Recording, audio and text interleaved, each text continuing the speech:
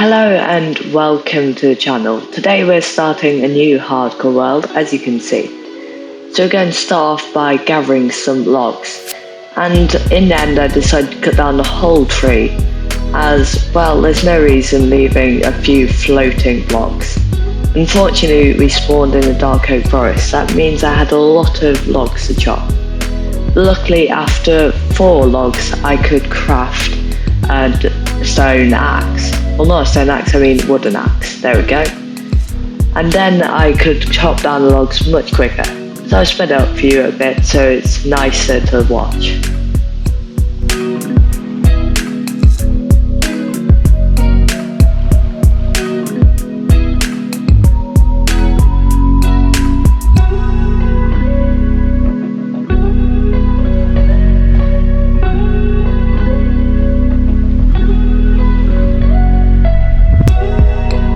And now that we've cut down the tree, we can make a pickaxe and go and mine some stone. So we'll need at least 3 for a stone pickaxe. Then we get the Stone Age advancement, which is pretty nice. First advancement of the world, I think.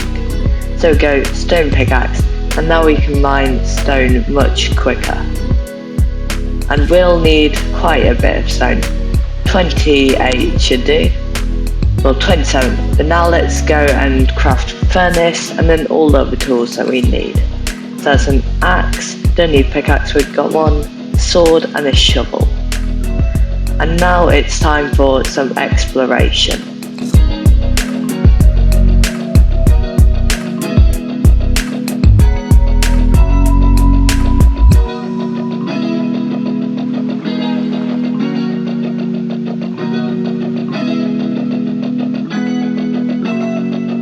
I quickly found this little village here, which is pretty cool. It seems to be floating in the ocean right on the coast. This is a nice little village so we can loot. And I started by going into this house, taking sweet berries and planting them outside. Then to make it a bit safer to harvest, I put some slabs on top. And then I went to loot the rest of the village.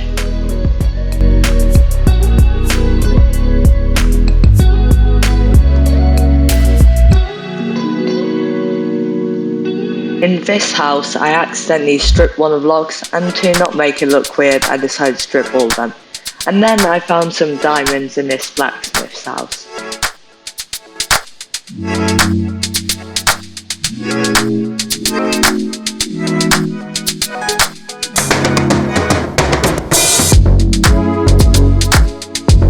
After that, I decided to relocate base from that first house we looted into this new place here. So I came in and decided to make it more like home. To do that we need to put in our bed, which is useful for sleeping away the nights. There we go. And also I need a bit of storage by now, as our inventory will get quite cluttered. So there we go, chests should do, well double chests. There's enough storage for now, and later we can expand it a bit. And then to make it look slightly better, put some slabs underneath, added a crafting table as that's essential, and then added another double chest for a bit more storage. And down below we can simply add a furnace and grindstone, as I don't have any space upstairs for them.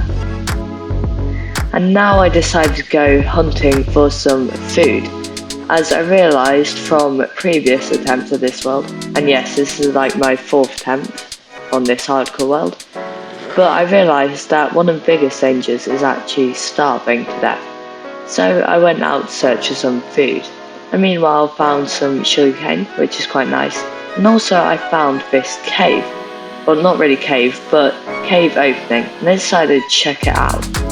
And this coal looked quite nice, so I decided to start mining that, and ended up getting a reasonable amount of it. And then I crafted some trapdoors, broke the craft table, and decided to go adventuring in one of the underwater caves, as they're very good for finding exposed ores, like this iron that we found. Enjoy this quick time lapse of me mining some iron.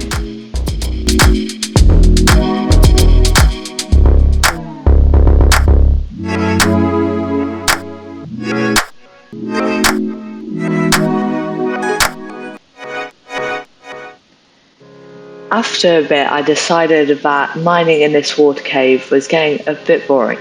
So I dug down, and then I just kept on digging straight down on the middle of 2 blocks, so if there's lava below I didn't hit it.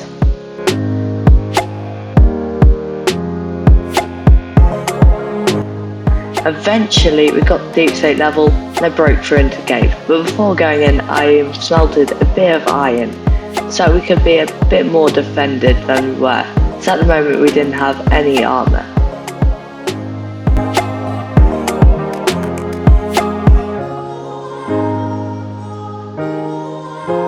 And there, all our iron is done smelting, so we can take that out of the furnace and craft ourselves a shield first, as that's very useful for creepers and skeletons, and a chest plate, as that'll give us the most armor protection points.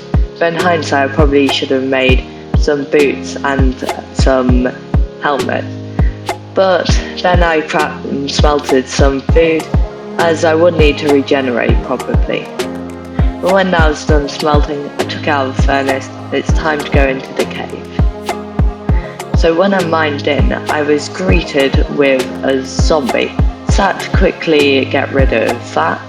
But afterwards, it was time to get into the cave and start exploring. And right here, as you can see, I got attacked by a little horde of zombies, but I quickly got rid of them and regenerated with some bread I got from the village. And now it's time to gather some iron, as there's quite a bit of it in this cave.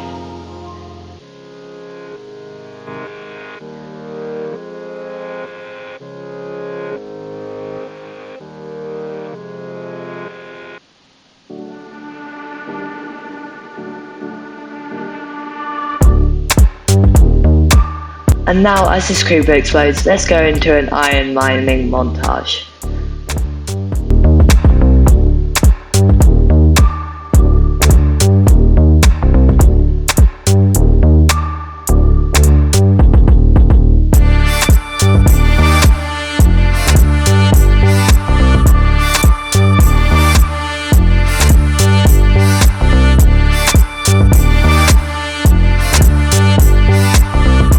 Now that all of our iron is smelted, it's time to make a bit of armour with it, as at the moment I still only have a chest plate.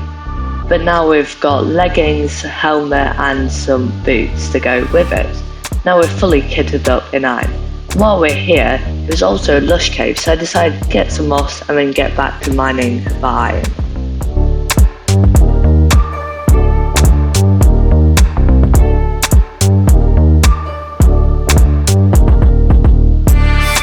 And with my iron, I crafted an iron pickaxe and got to mining redstone, as redstone's always very useful. And then I was attacked by a whole horde of monsters, all coming to get me at the same time, as it seemed I defeated one of them and then another one appeared. But after I got rid of all of them, I found the first diamonds, and then went back to mining redstone. And while I was doing that, I found some more diamonds, which is pretty cool. So now we were up to, I think, 5 diamonds. And then it skipped a bit as my file got corrupted, so I went to mining a skeleton spawner out.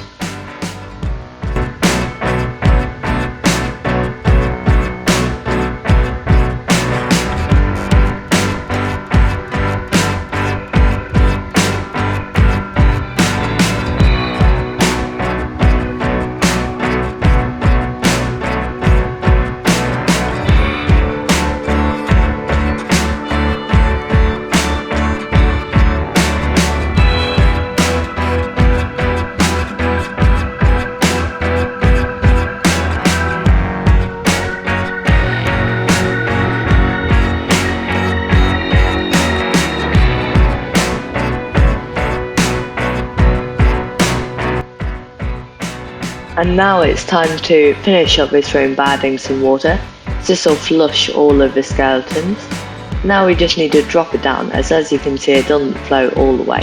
So let's do that right now by removing some of those blocks. Now it flows all the way in.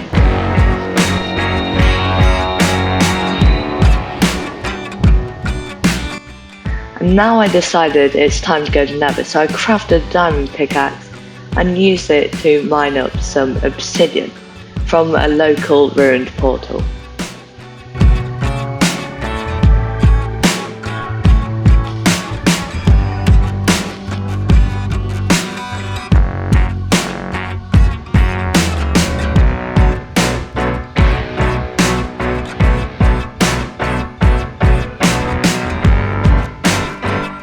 And after gathering 10, it's time to build a portal.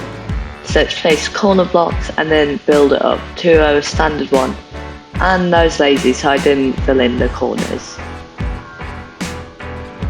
And then after we light it up, then let's eat a bit, and now we're ready to go through to the nether. And here we are in a box. And I never knew that nether portals could actually generate that like that. But I guess we're inside of a mountain, so that's the only way it could generate, which is a new find.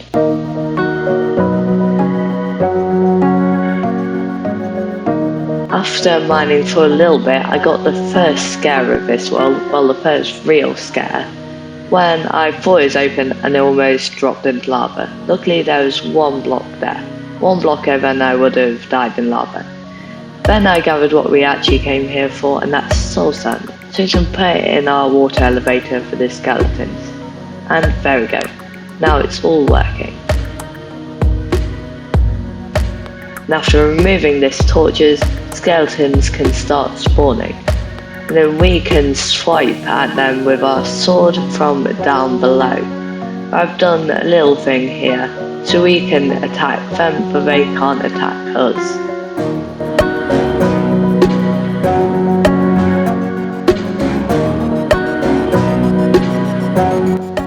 Later on, I decided to add a little storage system, as my inventory was getting filled and I wanted to keep most of the bones. So I added a double chest with a hopper facing into it. Then we had to change out for stairs so we can collect it. And now time for the final farm of this episode, and that's going to be an iron farm.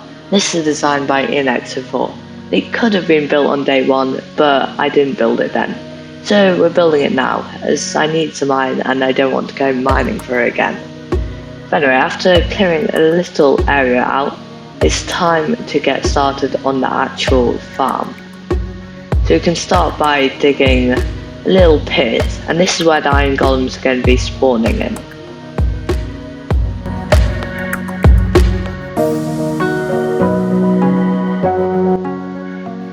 And now we just need to hoe the ground, and this stopped the iron golems from spawning in those places, as it wouldn't work then, as they'd just be chipped into the wall. Now it's time for the villager area. This is where all the villagers are going to be going, and also the zombie. So we need to put some slabs, and this doesn't block their sight to the zombie, then a trapdoor, and that'll block the sight of the zombie when they're there, so that they can sleep. And now we just add in some beds that we looted from the village, and there's the last one. And here is the boat. This is going to trap the zombie and won't make it despawn, so we don't need a name tag for it. And these trapdoors will help in getting it in. With a few signs that'll hold back the lava for the killing chamber, the farm is basically finished. We just need to get a couple of villagers in, which is pretty simple. And with the villagers in, all we need is the zombie, which we've got right there. And then we just cover up this hole so that nothing else can get in. And I did accidentally forget to remove that block so the zombie can go in. Now we just need a bit of lava to kill all the iron golems. And then finally, I gathered a couple of leaves so I could decorate my crop field. And thank you for watching, subscribe,